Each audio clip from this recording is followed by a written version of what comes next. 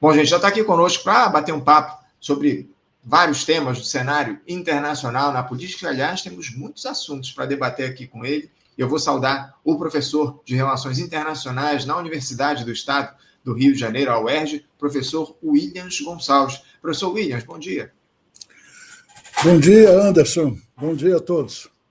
Professor, quero agradecer demais a sua presença aqui, está conosco no Faixa Livre. Até antecipou um pouquinho o nosso papo, a gente tinha combinado entrar um pouquinho mais tarde, mas o professor nos ajudando aqui para fazer o papo conosco, até porque a pauta internacional está bastante longa, hein, professor? Temos muitos temas para tratar com o senhor, e eu não posso deixar de iniciar o nosso papo falando sobre um tema, inclusive, que eu abordei ainda há pouco com o Mauriase, que é, obviamente, esse encontro que nós tivemos ontem entre o presidente Lula e o Donald Trump, líder estadunidense lá na Malásia.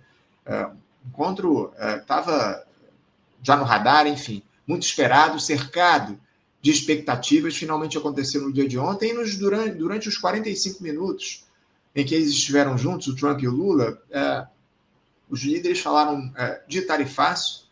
O presidente brasileiro citou que não há impasse grande o suficiente que ambos não possam resolver, mas, obviamente, pediu o fim das tarifas impostas pelo Donald Trump ao nosso país. Aparentemente, eles tocaram en passant no assunto Bolsonaro. Aliás, o assunto do Jair Bolsonaro parece que só entrou na pauta a partir de uma pergunta que foi feita por uma jornalista brasileira ao Donald Trump. Mas durante o diálogo que eles fizeram, o tema Bolsonaro não veio à tona. Ele sempre foi colocado, Jair Bolsonaro, como o principal motivo das sanções do presidente estadunidense ao nosso país. O Lula, por sua vez, também se colocou à disposição, professor, para ser interlocutor dos Estados Unidos junto à Venezuela, diante das ameaças feitas pelo Donald Trump à gestão do Nicolás Maduro. Foi confirmado também que ambos vão fazer visitas mútuas em breve. O Lula vai aos Estados Unidos e o Trump vem ao nosso país. Daqui a pouquinho, professor, a gente vai detalhar alguns desses temas que foram tratados na reunião de ontem, de acordo com o que veio à tona pelos interlocutores. Mas eu queria que o senhor falasse um pouco, de maneira mais geral, como é que o senhor vê. O senhor achou produtivo ou produtiva essa reunião que a gente teve ontem entre o presidente Lula e o Donald Trump? Enfim, como é que o senhor avalia esse encontro? Bom, foi um encontro cordial, não é? Em que aquela rusga inicial ela foi superada, não é? Mas eu não vejo isso assim com tanto otimismo, não, viu, Anderson? O que eu vejo é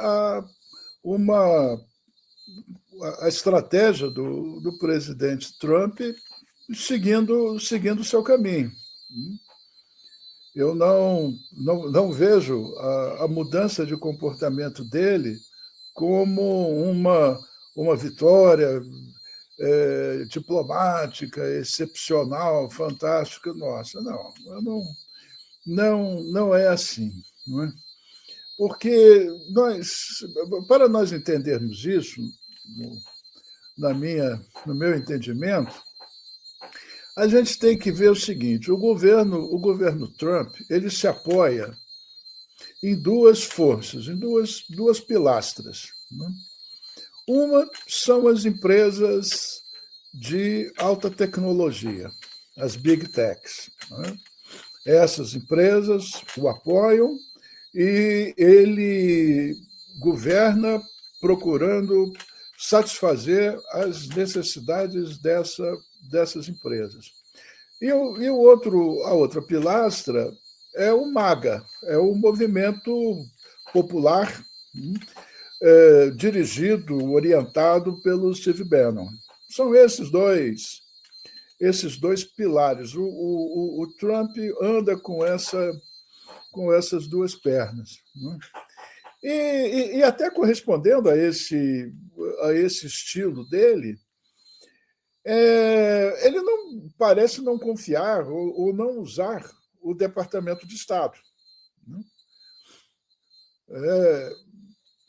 Ele se informa com os assessores, né? Ele se orienta com os assessores, mas todo o serviço diplomático para ele não tem muito valor. Eu digo isso porque os Estados Unidos têm uma embaixada em Brasília, tem um pessoal numeroso, diplomatas, adidos, militares, econômicos, e que passam o tempo todo, o ofício deles é reunir informações sobre o Brasil e abastecer o Estado norte-americano, o governo, com informações. Né? Então, se esse serviço diplomático tivesse funcionado, ele teria advertido ao Trump que aquele apoio, né, aqueles encontros com o senhor Eduardo Bolsonaro, o seu companheiro lá, Paulo Figueiredo, não tinha consistência alguma. Né? Era uma bobagem aquilo, que o judiciário brasileiro não ia se dobrar a uma influência externa escancarada. Né? Daquela maneira. Aquilo foi uma coisa assim, uma coisa de comédia pastelão. Né? Imagine se o STF iria rasgar o processo de Bolsonaro, jogar na lixeira e libertá-lo, porque o Trump, lá dos Estados Unidos, não faz o menor sentido, mas naturalmente que entendeu esse pessoal do Steve Bannon, desses setores ideológicos. E a coisa não funcionou. A coisa não funcionou como não devia, como não podia funcionar, a coisa não funcionou. E ele viu que embarcou numa canoa furada ao fazer aquilo. Né? E mudou a tática. Viu que daquele jeito não ia. Então, como é que a coisa podia funcionar? É pela conversa, pela negociação. Não é? O Brasil é importante demais, ele talvez tenha se dado conta, seus assessores tenham se dado conta, o Brasil é importante demais para ser tratado daquela maneira. Né? Então, mudou. Então, a intenção continua. Quer dizer, esqueçamos o senhor Bolsonaro e sua parentela. Né? Isso, como ele próprio disse, isso é coisa superada. Né? Mas a intenção é a mesma. E qual é a intenção?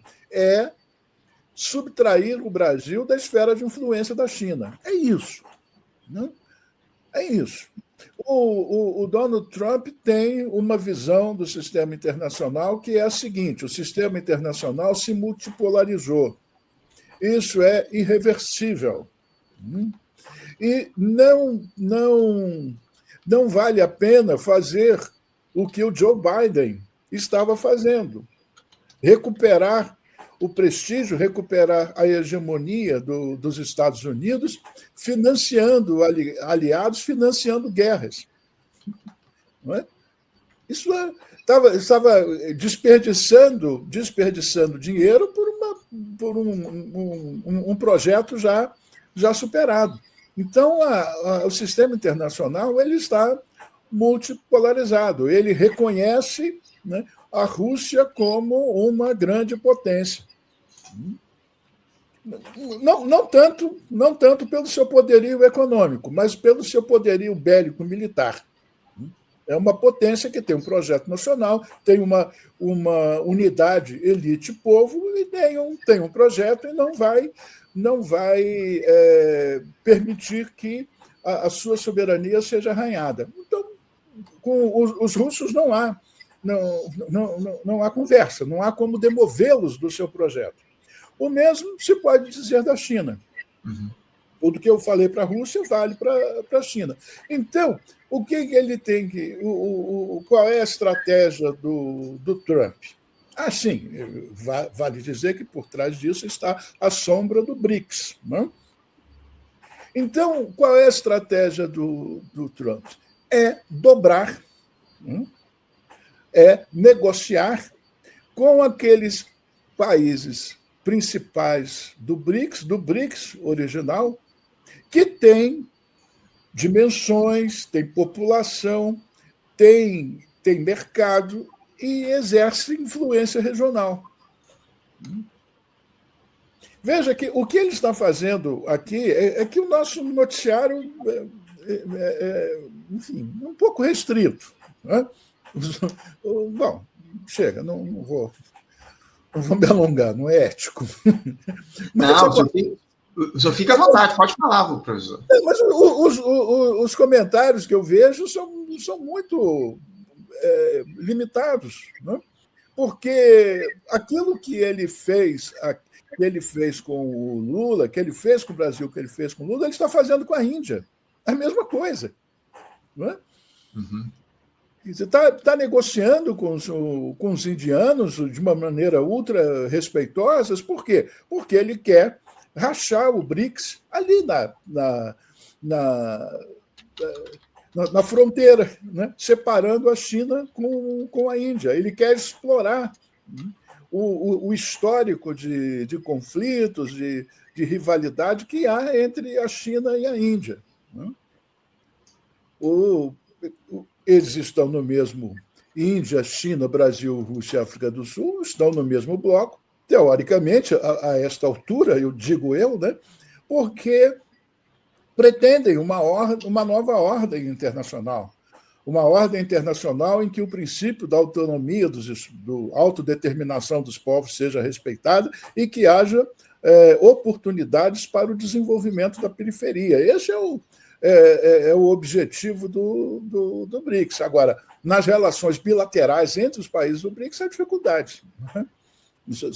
São duas dimensões diferentes das relações internacionais da diplomacia. Uma é a diplomacia multilateral, né? Outra é a bilateral. Na bilateral há problemas. Então, o Trump quer explorar isso com a Índia. A mesma coisa, aquela conversa toda igual, porque ele quer rachar o BRICS. E nesses dois países há possibilidade de sucesso. Há possibilidade de sucesso, porque os nacionalistas indianos são anti-chineses.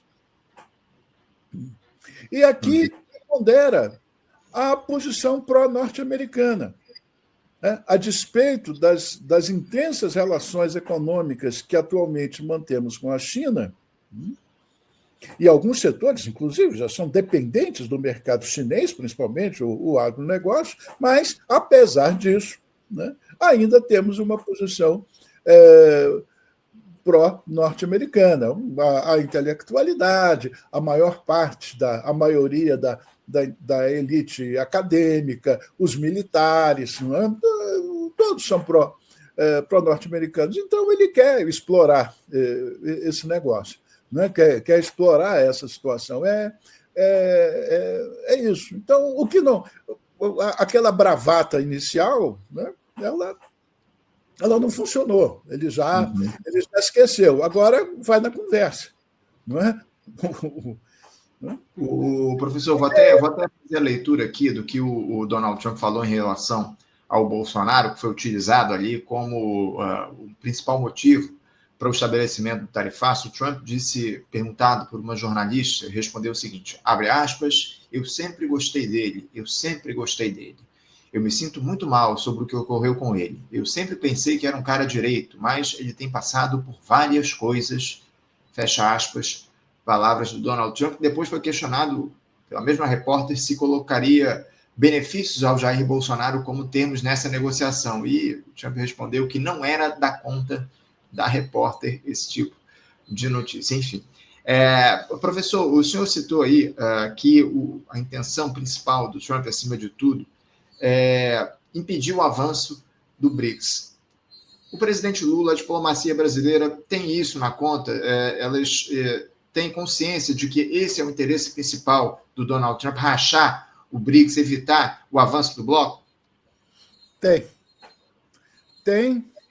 E na minha percepção, a tática que o governo está usando é a tática do não alinhamento. É a tática do terceiro interessado, de obter as maiores vantagens possíveis negociando com os dois lados. Ao reconhecer a importância que o Brasil tem na estratégia norte-americana, porque o que o Trump quer, né? qual é o objetivo do Trump? As relações internacionais são um meio para alcançar o objetivo. O objetivo qual é? Né? É reindustrializar os Estados Unidos. Quando ele fala em os Estados Unidos precisam voltar a ser grandes, a América precisa voltar a ser grande, a América precisa, né, se reindustrializar, né, sobretudo na indústria de ponta, tecnologicamente falando, né, e rivalizar com a China. Né? O que não pode é ser ultrapassado. A América não pode ser ultrapassada pela China. Para isso, então, é necessário reindustrializar. E ele tem uma cabeça mercantilista. Ele está, portanto, apertando os parafusos, espremendo os seus interlocutores, né, para obter as maiores vantagens para os Estados Unidos. América, em primeiro lugar, significa isso. Os Estados Unidos levam vantagem em toda qualquer negociação em que esteja envolvido. Né? Restringiu o acesso ao mercado norte-americano e aumentar as exportações dos Estados Unidos. É uma política, podemos dizer, que historicamente nós conhecemos, né? É uma política de nacionalismo econômico. É isso. O Trump é isso. E para alcançar isso, no meio internacional, ele procura obter a maior vantagem, reduzir o espaço da China, sobretudo e fundamentalmente na América Latina, na América do Sul. Né? Na cabeça deles é inadmissível que essa área esteja na esfera de influência da China, tem que estar na esfera de influência dos Estados Unidos. Né? E a Ásia, para eles, é importante também. Por isso, a interlocução com a Índia, toda a disposição para negociar. Né? Está lá reforçando os laços com o Japão, com a Coreia do Sul, com os aliados asiáticos para reduzir a influência da China também ali na Ásia. Esse é o objetivo dele, reindustrializar os Estados Unidos. Né? Uhum. É isso. É o que parece, acima de tudo. E diante disso, professor, eu queria trazer até aqui para a nossa discussão algumas das exigências do Donald Trump em relação ao país para iniciar, ao nosso Brasil, para iniciar essas negociações. Pelo que veio de informação dos interlocutores nesse encontro, o Trump exige uma redução das tarifas aplicadas pelo Brasil contra o etanol dos Estados Unidos. Também o acesso às nossas terras raras, que a gente já vinha falando muito aqui no nosso programa, o compromisso de investimentos de empresas brasileiras nos Estados Unidos, também acesso ao nosso bilionário mercado de licitações públicas, as chamadas compras governamentais, e mesmo assim o tarifaço não seria suspenso durante as negociações. Professor, o Donald Trump não está querendo demais? Que postura o Brasil deve adotar diante desse tipo de exigência, ainda mais considerando, eu até citei isso ainda há pouco com o Mauriase, considerando que o tarifaço ele não está produzindo efeitos tão significativos aqui na nossa economia? Que tipo de postura o Brasil deve adotar diante dessas exigências do Trump? Bom, o Trump ele é um empresário. Né? Antes de ser presidente da República dos Estados Unidos, ele foi um empresário. E ele se considera um empresário de sucesso, se considera um grande negociador. E o primeiro passo que ele deu foi jogar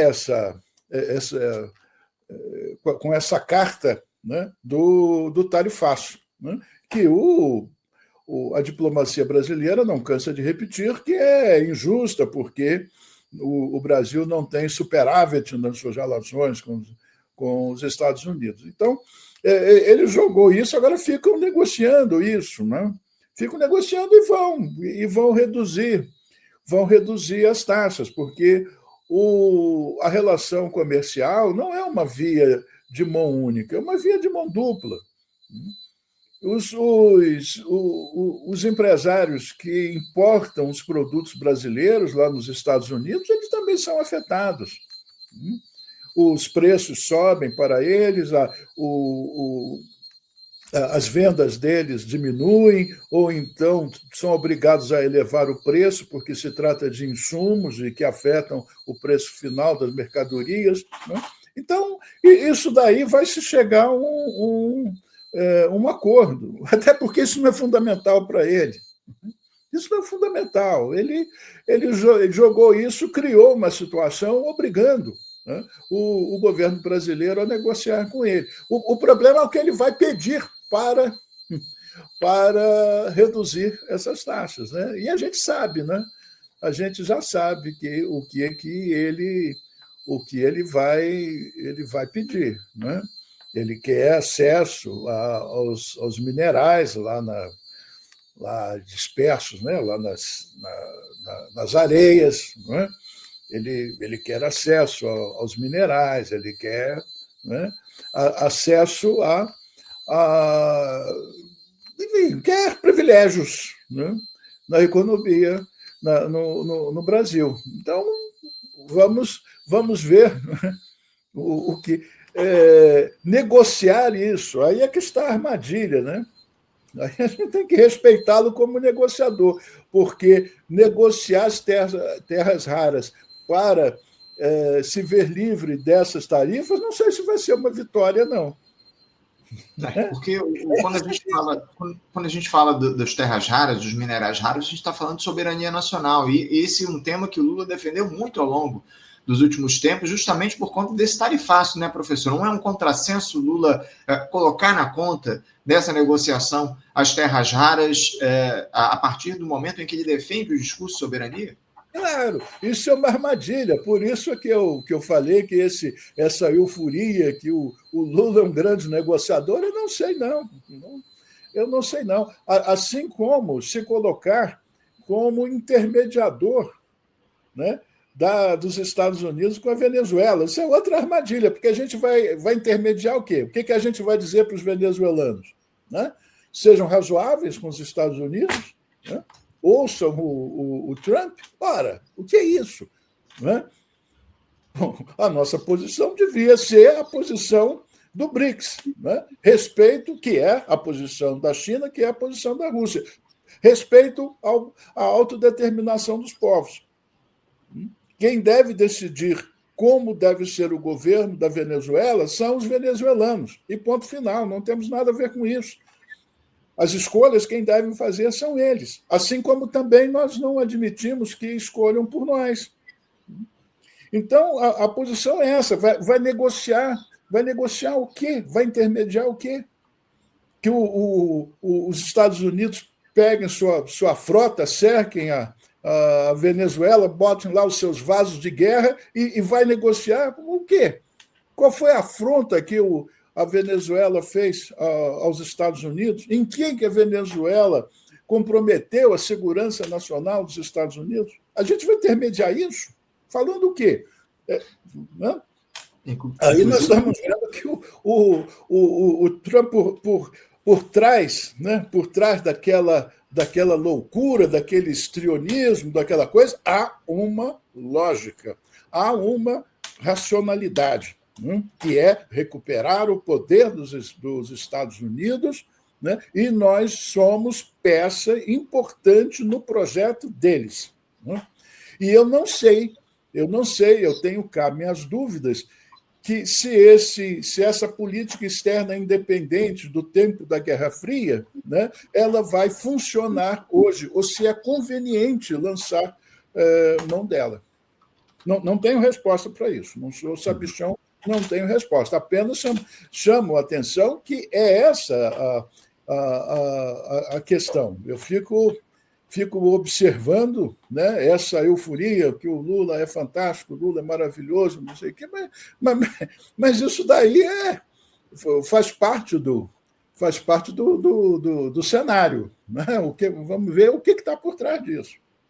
E também do imaginário que é construído pelo petismo aqui no nosso país, de que o Lula é uma grande figura, um grande negociador, enfim, a gente vai entender isso de fato a partir desse diálogo com o Donald Trump no que diz respeito ao tarifaço. Daqui a pouquinho, inclusive, professor, eu vou aprofundar essa situação envolvendo a Venezuela. Sim. Desculpe, só uma observação. Veja, nós sabemos o que o Trump quer. E o que nós queremos? O que nós queremos dos Estados Unidos? Que os Estados Unidos reduzam as tarifas? Ora, mas foram eles que arbitrariamente elevaram as tarifas. Então, que negociação é essa? A gente não tem definido. A gente não tem. Qual é o interesse nacional brasileiro nos Estados Unidos? O que nós queremos dele? O que nós vamos negociar? Reduzir tarifa, isso foi ele que jogou essa bomba de gás na sala, não é? Ou na linguagem mais popular que nós conhecemos, ele botou esse bode na sala, né? E agora nós vamos negociar para ele retirar o bode fedorento da sala.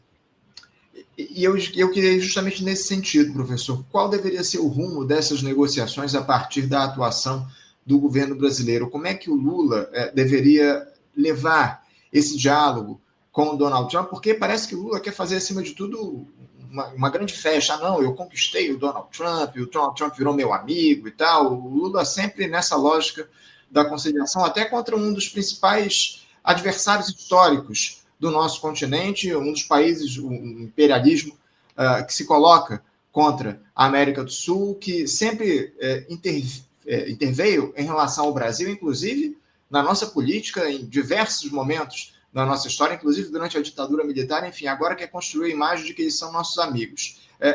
Que rumos o Lula deveria adotar nessa negociação, na sua avaliação? Como é que deveria ser o discurso do presidente brasileiro? Olha, a pergunta retórica que eu faço é o seguinte: não temos nada a reivindicar? Temos. Depende da perspectiva. Né? É sabido que o Brasil se desindustrializou. É sabido que a nossa economia hoje depende, em maior medida, do agronegócio. E sabemos que o agronegócio tem a sua importância. Nós temos vamos dizer, essa vocação agrícola, nós temos essa capacidade e devemos explorá-la. Né? Mas o agronegócio, nós sabemos perfeitamente que ele não estimula a ciência e a tecnologia, né? Ele não emprega, né? Principalmente nos grandes centros urbanos. Né? Então, o que nós precisamos é reindustrializar o país, né? Reindustrializar a nossa economia. Agora, não podemos reconstruir as indústrias que nós tínhamos. Nós temos que construir indústria tecnologicamente avançadas. Não é? Então, é isso, no meu entender, que nós tínhamos que estar negociando. Estar negociando transferência de tecnologia.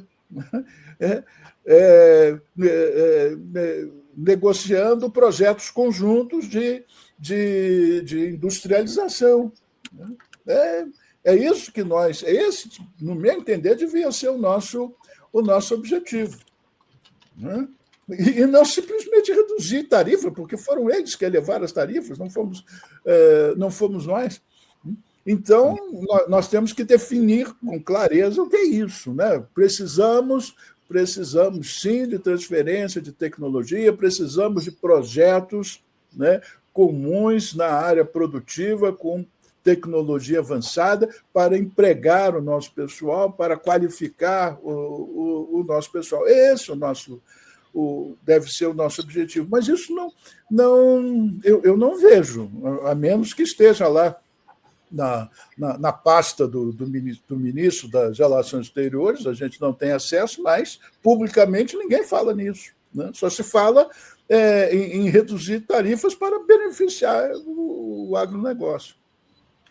Há quem diga que essa cessão de terras raras teria como contrapartida justamente esse tema da transferência de tecnologia para o Brasil. Agora, a ver o que é que vai ser colocado em relação a isso, porque eu, sinceramente, tenho poucas dúvidas de que o Brasil vai ceder as terras raras para o Donald Trump. Eu acho quase certo que isso deve se dar diante da posição do governo brasileiro, que foi dito até pelo Fernando Haddad. O próprio ministro da Fazenda disse que as terras raras devem estar nessa negociação. O Alckmin também, o vice-presidente, falou a respeito disso. Agora, a grande questão é, o que é que os Estados Unidos vão nos oferecer em troca? Vão transferir tecnologia para o nosso país para a gente avançar no nosso projeto industrial? Essa é a grande questão, né, professor? E depois tem o seguinte, isso era uma coisa que a gente devia estar fazendo com os chineses há muito tempo. Não é? Devia estar fazendo há muito tempo, porque, veja só, a inserção internacional de um país, né, ela constitui a resposta a três perguntas, a três questões. A primeira, o que é? O que é o Brasil? Então, o Brasil é o produto da sua história, o Brasil é o produto do seu desenvolvimento, o Brasil é o nível de desenvolvimento econômico, social, político, ideológico que alcançamos. Esse é o primeiro elemento da inserção internacional. Né? O que nós somos. Isso determina o nosso lugar no concerto das nações. A segunda pergunta é o que queremos ser? Ou melhor, desculpe. A segunda pergunta é como somos vistos pelas grandes potências. Qual é a percepção que as grandes potências têm de nós? E a percepção que nós sabemos é o Brasil é um país muito importante. É o maior e mais rico país da América Latina. Então, o Brasil entra no cálculo no cálculo estratégico de todas as grandes potências. E a terceira questão é o seguinte: o que queremos ser? Qual o nosso projeto? A política externa ela é o resultado dessa questão. O que nós queremos ser? Que país, né, nós projetamos para o futuro?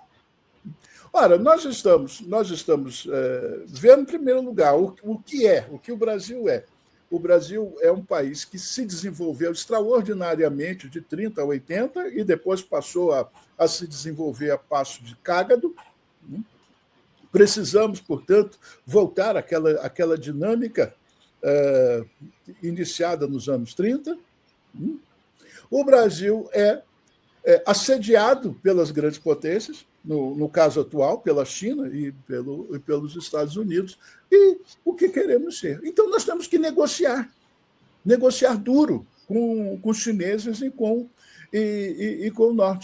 norte-americanos. Né? Se nós somos assim, tão importantes para eles, por eles não se preocuparem, nos assediarem dessa maneira, nós temos que ter uma pauta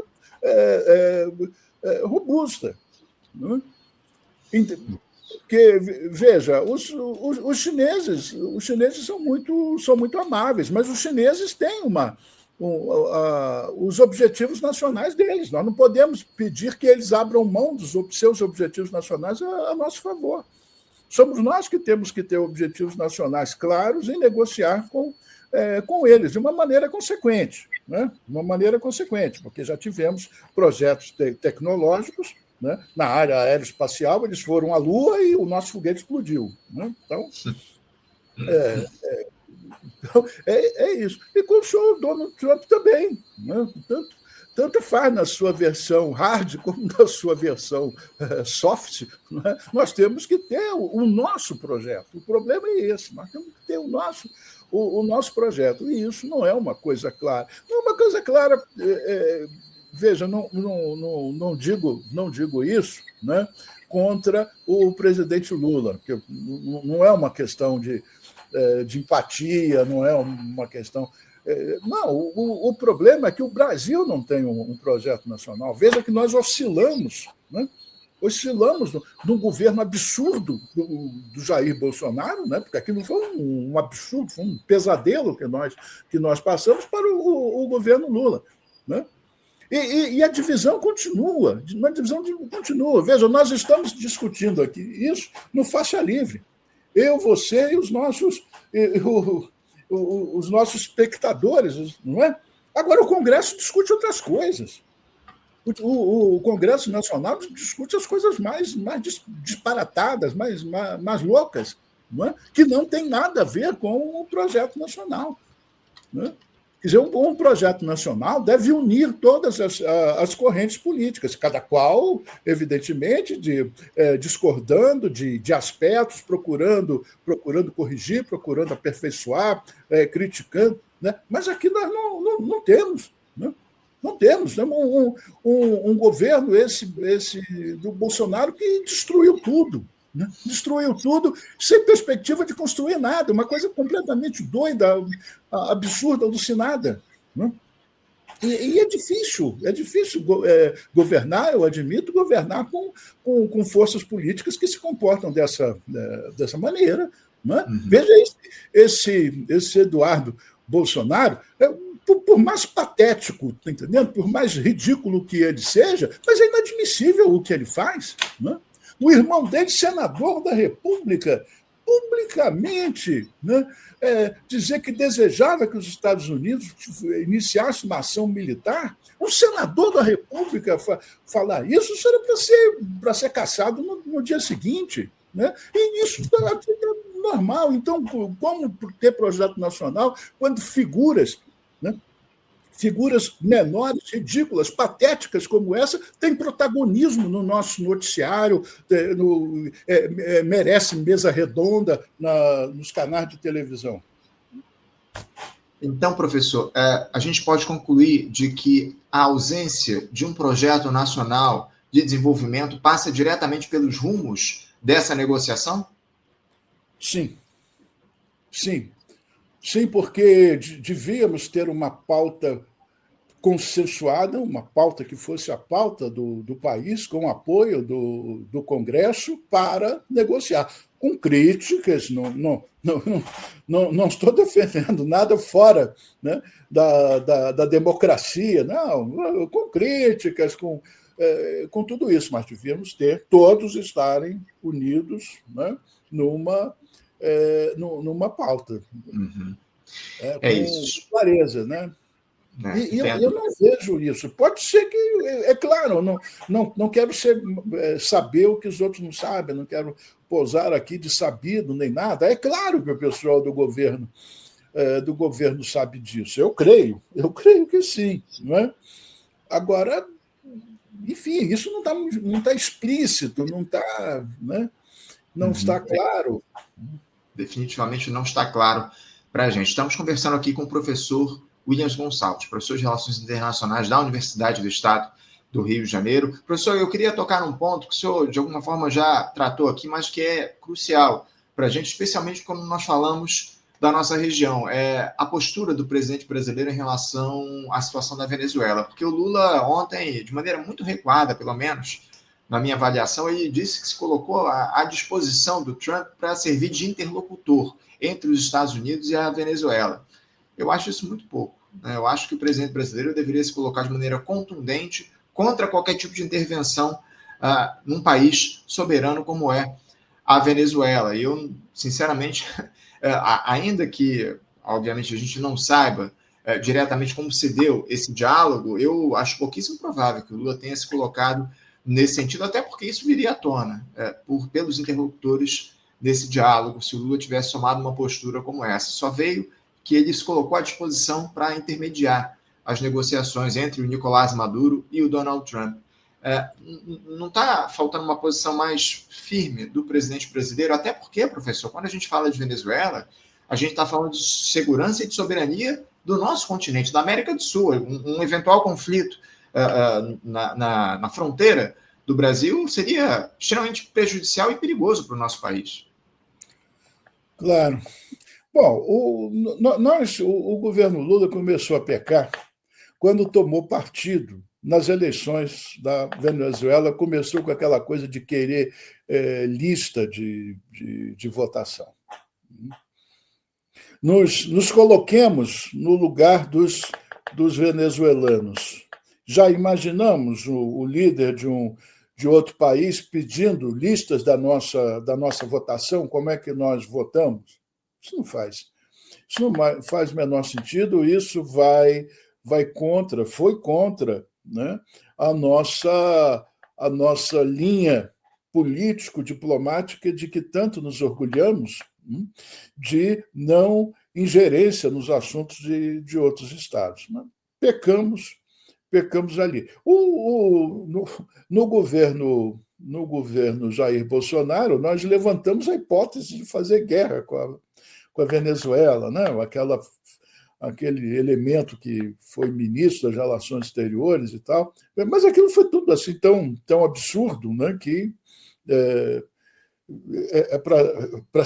para não ser levado em consideração, vamos dizer assim. Aquilo foi uma exceção. Agora, o governo Lula não devia ter feito aquilo.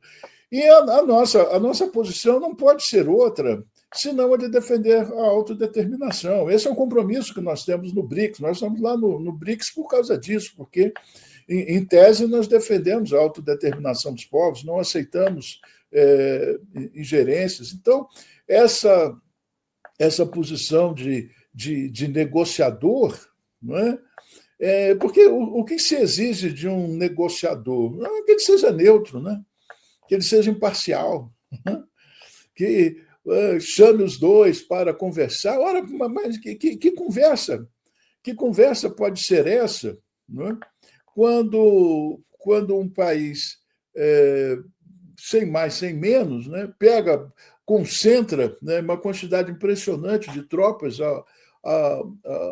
ao redor do outro. E as pessoas ficam falando a respeito do petróleo. Isso tem limite, tá entendendo? A questão do petróleo tem limite porque na própria os norte-americanos resolveram isso. Lá aquela empresa privada norte-americana que faz negócios com os venezuelanos se entendeu lá com o Trump suspendeu, porque aquilo defendendo os interesses da empresa privada norte-americana, então os venezuelanos estão negociando o óleo, o petróleo lá com a empresa americana. O problema dele é quebrar a resistência de uma posição anti-norte-americana, né? É não aceitar um regime, uma democracia participativa de esquerda, né? Que é crítico dos Estados Unidos, que tem interlocução com Cuba e tudo, é isso, né? Esse tipo de regime não pode acontecer, sobretudo porque a Venezuela tem excelentes relações com os russos e com os chineses. A possibilidade de guerra é uma coisa complicada, porque, embora a desproporção de força seja muito grande, o fato é que os venezuelanos têm muitas armas tecnologicamente avançadas que foram passadas pelos russos e pelos chineses. Uhum. E os chineses e os russos não se furtam, ao contrário do Brasil, a condenar essa ação dos Estados Unidos e não aceitar isso e prometer apoio em caso de guerra. Portanto, uma ação militar dos Estados Unidos contra a Venezuela não vai ser um piquenique, não vai ser um passeio no parque. Os venezuelanos vão resistir, né? Não vou dizer que vão ganhar dos Estados Unidos, obviamente que não, né? Mas vão vender caro a derrota e, como você bem chamou a atenção, vai sobrar para a gente. Até porque, professor, as Forças Armadas venezuelanas são muito mais bem preparadas que as brasileiras, né? E tem uma unidade ideológico-política, porque uma das providências que o Hugo Chávez tomou ao assumir a presidência do país foi acabar com aquele negócio de mandar os oficiais venezuelanos se instruírem lá na Escola das Américas, né? Acabou com aquilo. Então, não há esse vínculo, né, dos militares com os militares norte-americanos, como há aqui, né? Então, não há esse compromisso lá. Há um nacional, e eles têm uma tradição norte-americana que nós não temos. Essa é uma diferença, né? Não apenas com os venezuelanos, mas também com os demais vizinhos hispânicos, né?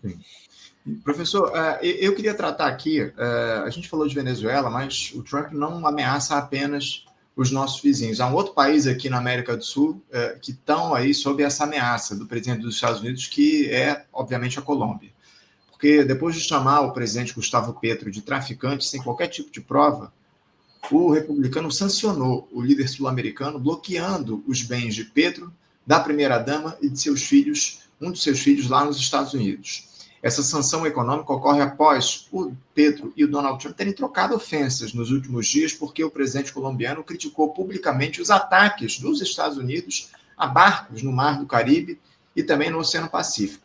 Em resposta a essa sanção, Gustavo Petro negou a acusação e disse que o combate ao narcotráfico há décadas se dá na Colômbia e que ele não ficará de joelhos aos Estados Unidos.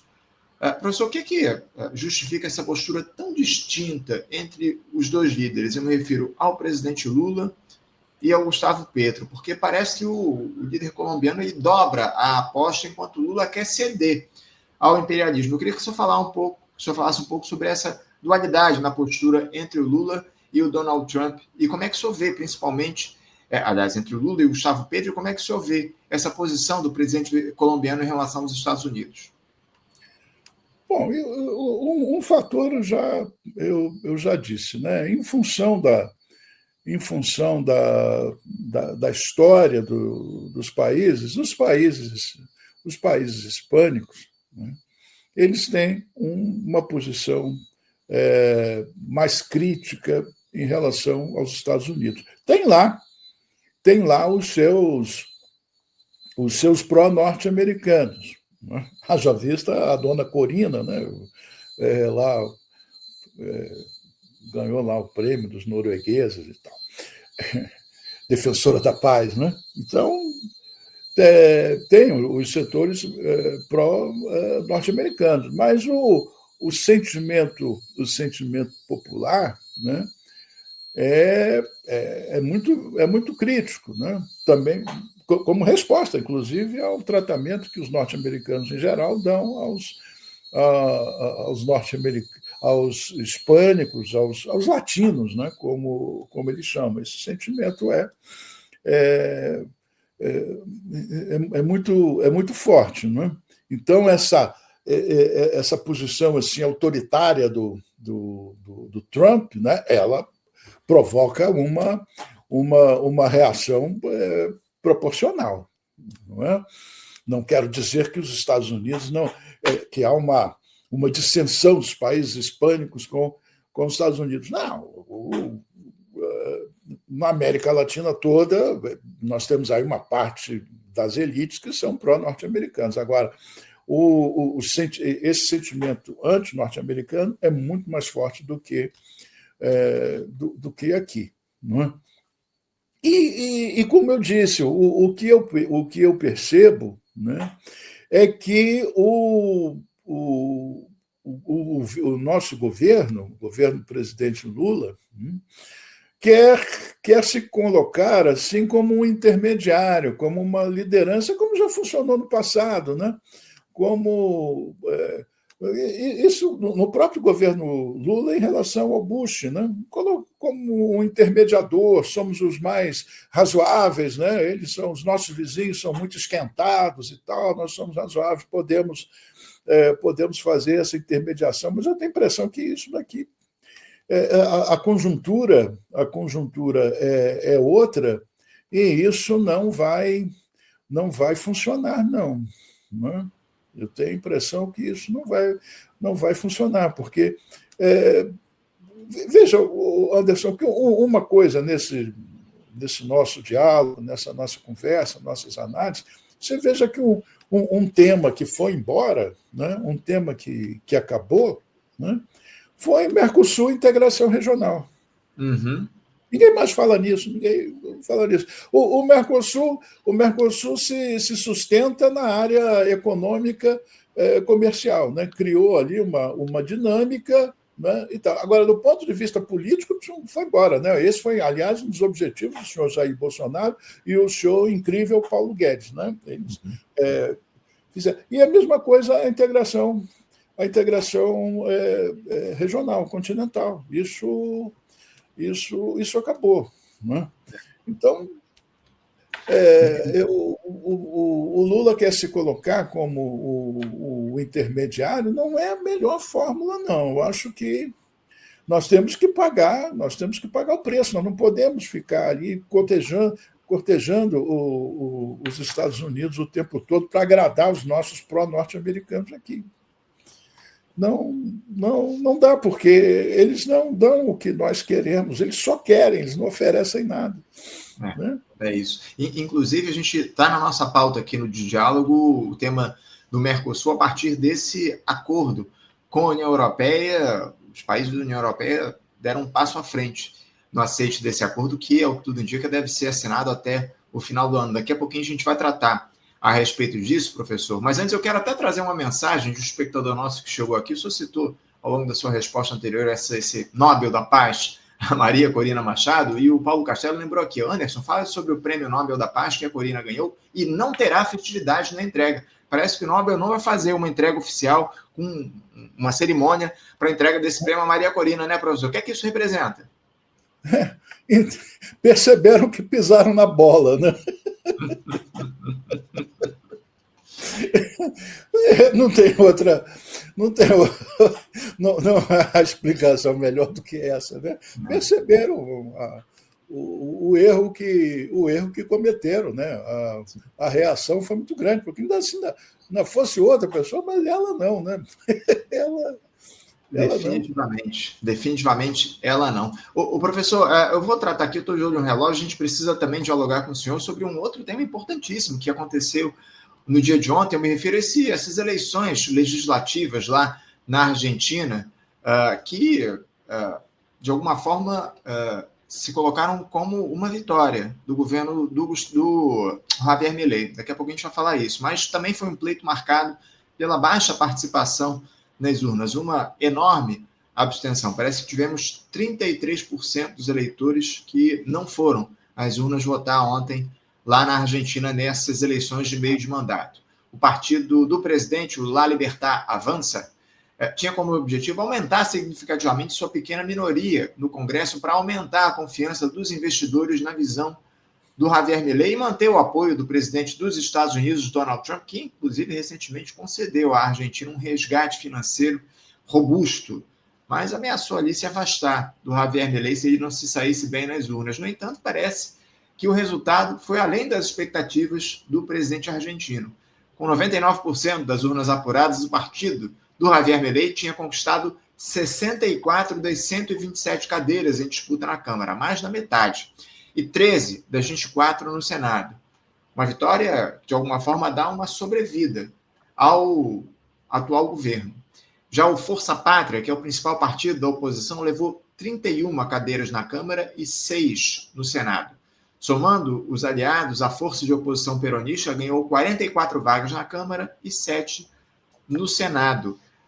Uma vitória, até certo ponto, surpreendente. O próprio Javier Milei não esperava esse resultado. Mais de 40% dos votos dos eleitores argentinos nessas eleições de meio de mandato, eleições legislativas. Professor, como é que o senhor avalia esse resultado das eleições na Argentina, especialmente essa vitória do Javier Milei nas urnas?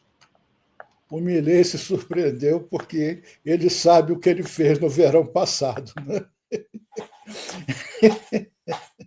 Bom, deixando a piadinha de lado, a questão, quer dizer, há algumas considerações a serem feitas, né?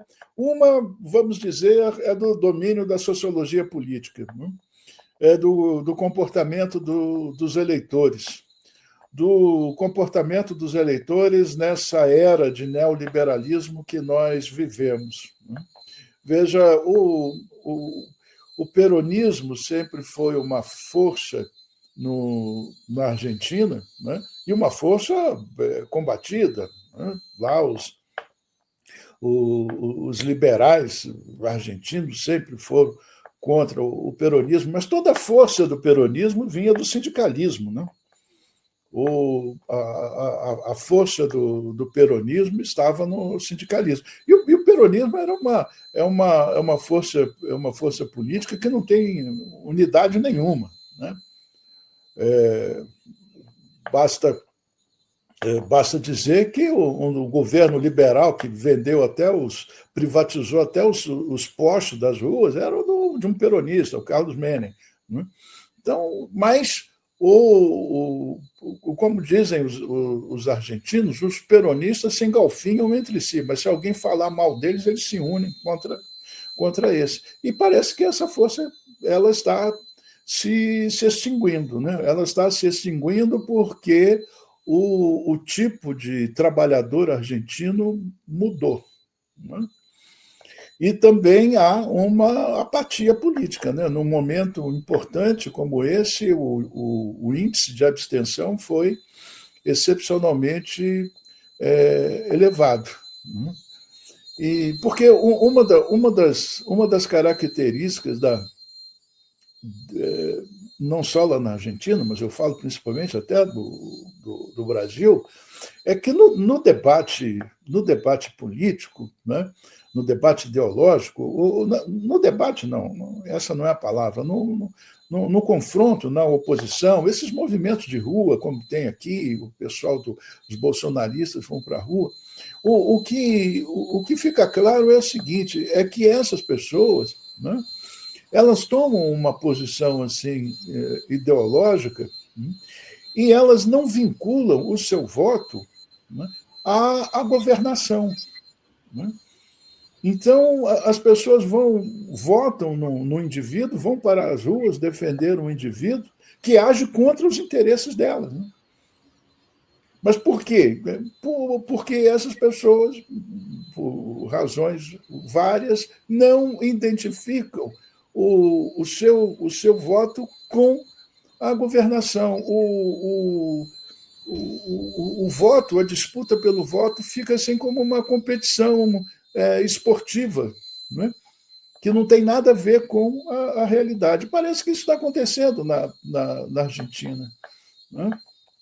Isso está acontecendo. E depois, o Trump é muito esperto, não é? Ele diz, bom, eu vou ajudar, mas vocês precisam primeiro se ajudar, né? E a maneira de se ajudar é aí prestigiar o nosso Milei. Se não prestigiar eleitoralmente o Milei, não vai ter ajuda. Olha só, né? Foi isso que ele o que ele fez.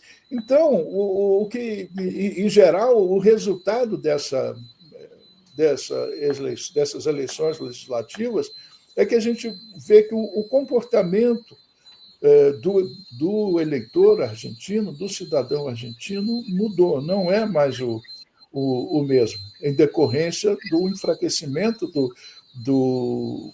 dos sindicatos e da preponderância desses trabalhadores avulsos, né? Uber, como nós chamamos, né? Neoliberais. Né? E depois dessa situação crítica, porque os liberais sempre fazem isso, né? Eles arruinam um país, enriquecendo a sua turma, e quando tudo dá errado, não há nada mais o que fazer, aí eles dizem que era necessário fazer mais reformas, mas não foi permitido que fizesse as reformas. Né? Quer dizer, foi insuficiência de reformas. Né? Eles falam isso quando a terra está arrasada, eles ainda saem com essa. Né? É isso.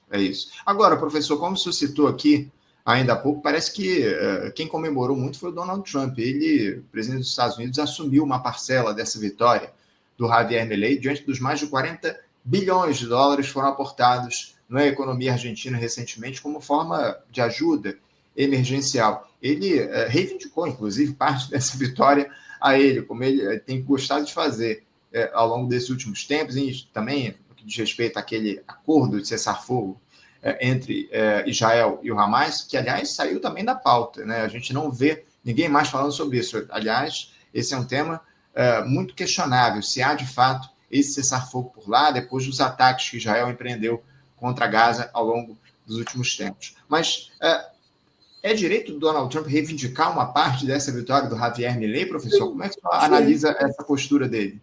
Sim, foi uma vitória. Ele comprou. Ele comprou essa vitória. Não é? E é uma vitória sobre quem? Uhum. Sobre quem? Contra os peronistas? Não, esses coitados, esses estão na lona. Foi uma vitória sobre os chineses. Uhum. Uma vitória estratégica sobre os chineses. É como quiser. A Argentina é nossa, compramos a Argentina. Vamos ver os outros, né? Vamos aí derrubar vamos derrubar o Maduro, vamos ver o que a gente faz com o Petro e vamos negociar aí com Lula, né? Esse é o fundamento, entendendo? O adversário não o adversário é o chinês, é a China, né? Essa é. Então ele foi vitorioso. Para mim não há, ele tem toda a razão, não há reparo a fazer. Não foram as virtudes do Milei, não, foi a grana do Trump. Com essa vitória ontem nas urnas do Javier Milei, de maneira surpreendente, professor, dá para esperar um caminho mais fácil para o presidente argentino até o fim do seu mandato? Porque ainda que ele não tenha maioria absoluta nas casas legislativas, o Milei ele vai com força a partir de agora para essa segunda metade de mandato dele. Como é que tu avalia a condição que o presidente argentino tem de tocar o governo até o fim, diante de todos os problemas que ele teve e de uma gestão para lá de contraditória que ele tem, questionada, inclusive, pelos argentinos, até com escândalos de corrupção que surgiram ao longo dos últimos tempos. Você acha que o Milei vai ter vida um pouquinho mais fácil até o fim do mandato? Bom, vamos deixar claro o seguinte, que o êxito do Milei é a ruína da Argentina. Essa é a questão. Porque, veja, o Milei, que é tão exaltado aqui pelos nossos liberais, né, que fazem aqui editoriais elogiando o Milei, lá, o governador de São Paulo, né, aquele carioca governador de São Paulo, toma o Milei como referência, mas acontece que agora, nas eleições, foi necessário o Trump botar a mão no bolso, né, para salvar a Argentina. Então, o êxito dele é esse, né? Para não falar da coisa da corrupção, em que a irmã dele está envolvida, ele próprio, com aquela história das criptomoedas, né?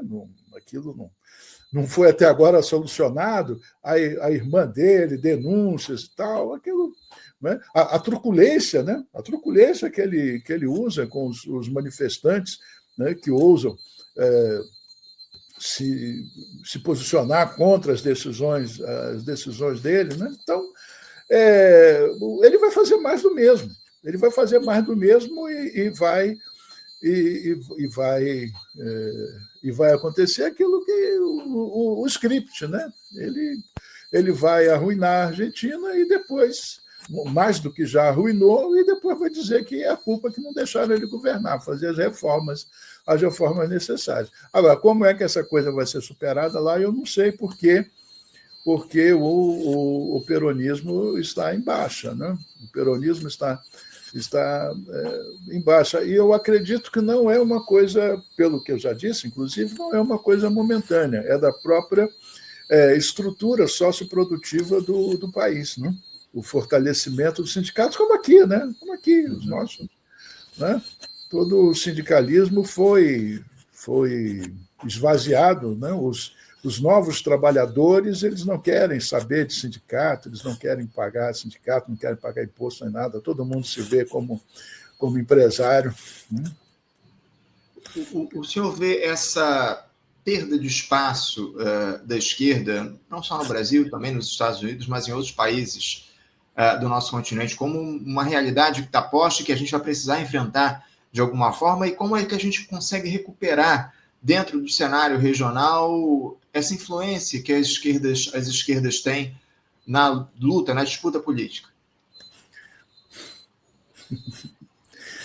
É uma pergunta muito difícil de ser respondida, para a qual eu não tenho resposta. Se tivesse, eu venderia caro, Anderson. Eu ficaria milionário. Mas é muito difícil, porque toda a ideia da esquerda, né, é a ideia de beneficiar o povo. Né? A ideia da esquerda é sempre de elevar o padrão de vida, né? O padrão educacional, né? O nível de vida dos mais pobres. A esquerda sempre pelo menos os idealistas, os ideólogos, sempre pensaram nessa perspectiva, né? E pensaram, quer dizer, que o setor qualificado, capacitado, né, de deter poder para agir nesse sentido é a classe trabalhadora. Uhum. Historicamente, sempre foi assim, né? A ideia da classe trabalhadora representando todo o conjunto dos pobres, do lumpen, de todos. Né? Mas o fato indiscutível é que a classe trabalhadora ela mudou. Né? Ela mudou. As fábricas não reúnem mais milhares de trabalhadores como reuniam. Né? Agora há milhares de robôs, né? no lugar dos trabalhadores. Esse trabalho, essa escala de 6:1, veja, isso foi uma luta do final do século XIX na Europa. Uhum. A primeira Constituição europeia, né, que deu as 8 horas de trabalho foi a Constituição alemã de Weimar, né, ao final da Primeira Guerra Mundial. Né? Então, nós aqui agora estamos discutindo isso. Né? Então, claro, há um vazio muito grande, porque não adianta você pensar, tem que ter agentes políticos. Né? Você vê que a esquerda, essa trupe, né? Aí, essa massa, esse mix que vai para a rua de verde e amarelo apoiar o Bolsonaro, que ia, né? Acho que nem estão indo mais. Né? É sempre mais numerosa do que a esquerda. Né? Uhum. A esquerda pode ser mais consciente, entendendo? A respeito do que está fazendo ali, do seu papel, para que aquilo, mais consciente do que o cara que está fantasiado de tio Sam, etc. Mas, numericamente, temos que admitir isso. Né? Então, professor, eu tenho um questionamento importante aqui, eu estou de olho no relógio. Diante do que a gente tem visto, esse fenômeno que acontece aqui no nosso país de adaptação das esquerdas majoritárias ao receituário neoliberal, é o que a gente vê aqui no governo do presidente Lula, não dá para a gente negar. Isso se repete em todo o continente? Isso é um fenômeno que se repete e que se propaga também na América Latina? Você diria dessa forma? Sim, com poucas exceções, né? Com poucas exceções. A exceção é Cuba, é Venezuela, né? São daí porque a Venezuela é um alvo, né? É um alvo não apenas dos Estados Unidos, mas de todos os liberais, né? Quer dizer, há setores aqui da nossa esquerda que se manifestam assim: eu sou contra os Estados Unidos ameaçarem militarmente, apesar do Maduro e do regime. Entendeu? Há essa ideia da democracia, a democracia participativa, esse negócio cria resistências, né? Mesmo aqui na esquerda, não estou falando do pessoal da direita, não, da esquerda. Tem muita gente, não é pouca gente, não, muita gente que se manifesta dessa maneira. Né? Então, eu acho que quer dizer, porque a questão, né, de uma maneira resumida, porque a questão do neoliberalismo não são apenas. Eu defendo a tese, eu aceito a tese de que o neoliberalismo não são apenas algumas ideias, não. É um mundo que se formou. É um mundo que se formou, entendeu? São práticas, são comportamentos, são estilos de vida e tal que se implantaram. Eles estão enraizados. Né? A sociedade mudou. Né? Você vê que hoje nós não temos os grandes intelectuais a debaterem essas questões, não temos mais um Celso Furtado, não temos mais. Né?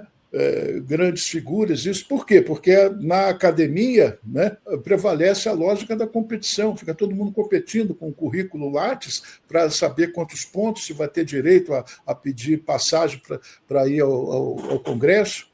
Né? A academia não pensa mais o Estado. Né? Isso é um comportamento neoliberal. Nós temos essa geração dos anos 90 pensa dessa maneira. Né? Então, é por isso que eu não sou nada otimista em relação a isso. Professor Williams Gonçalves, eu quero agradecer muito sua presença aqui conosco mais uma vez no Faixa Livre, esse longo papo que a gente bateu sobre uma série de temas da política internacional, até deixamos aqui alguns de lado um pouquinho para focar em outras questões fundamentais. Agradeço muito e em breve a gente volta a dialogar aqui no programa. Obrigado, uma boa semana de trabalho para o senhor e um forte abraço. Eu que agradeço a oportunidade, agradeço a gentileza do convite e é para mim assim uma coisa muito agradável estar aqui conversando com você, sendo ouvido. Então, aguardo o próximo convite, sim. Até a próxima, um grande abraço, um bom dia para todos. Obrigado pelas palavras, professor. Um forte abraço, até a próxima. Conversamos aqui com Williams Gonçalves, professor de Relações Internacionais na Universidade do Estado do Rio de Janeiro, a UERJ,